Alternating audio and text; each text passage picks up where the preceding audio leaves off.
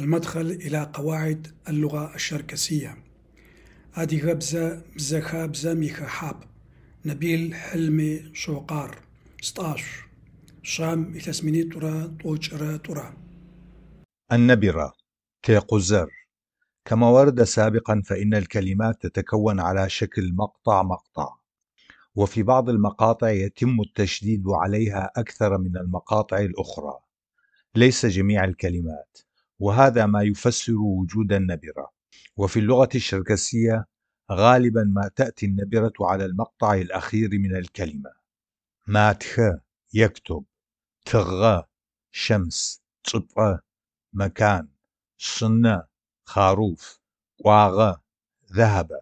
تستطيع النبرة تغيير معنى الكلمة. كأمثلة انظر إلى الجدول الأدنى: قيوخ يضربونه، قيوخ اضرب إلى الأسفل، قاش يجلبونه، قاش اجلبه. الكلمة واشتقاقاتها: قش أمر قزتيجر قش أبقى خمرة. الكلمة هي كل لفظ يحمل معنى محددا، وتقسم إلى الأنواع التالية: 1. الكلمات ذات الجذور، وتشمل الاسم، الصفة، العدد، الضمير، الفعل، الظرف، وهي التي تشارك في صياغة الجملة، كما أنها تخضع إلى التصريف حسب الحالات الاسمية والأزمنة وحالات الجمع والإفراد. 2. كلمات تحمل معنى، كأدوات الربط والتعجب والنداء، وهذه الكلمات لا تعطي معاني محددة ولا تساهم في صياغة الجملة، وإنما تقوم بالربط بين أجزاء الجملة وبين الجمل نفسها. المكونات التي يمكن أن تساهم في تشكيل الكلمة: 1. السابقة شبسابة، وتشمل أيضا الضمائر الشخصية المتصلة شحتسباب شخر. 2. الجذر شابسة، وهو الذي يحمل المعنى الرئيسي للكلمة. 3. اللاحقة شبسوج. 4.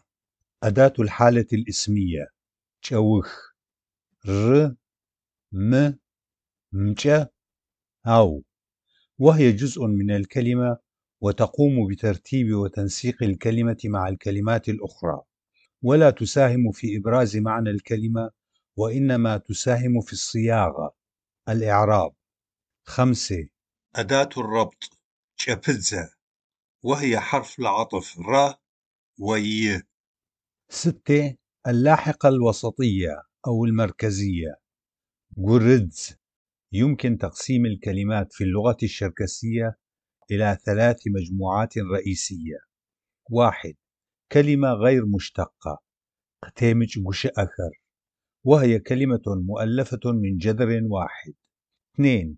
كلمة مشتقة قتيج قش أخر، كلمة مؤلفة من اتحاد جذرين أو جذر واحد مع اللاحقة زائد السابقة أو إحداهما. 3. كلمة الاشتقاق المتكرر، وهي الكلمة عندما تعاد اشتقاقها مرة أخرى من كلمة مشتقة سابقا، ولها الأشكال التالية: 1. كلمة مؤلفة من اتحاد 3 جذور وأكثر، وتسمى بالكلمات المركبة قشئة زخلخر. 2. كلمة مؤلفة من جذور مع سوابق ولواحق، وتسمى بالكلمات المختلطة قشئة زخاب خخر، وذلك نظرا لاشتراك جميع عناصر تشكيل الاشتقاق. كلما زاد عدد السابقات واللاحقات تغير المعنى، يساوي زيادة في عدد تكرار الاشتقاق.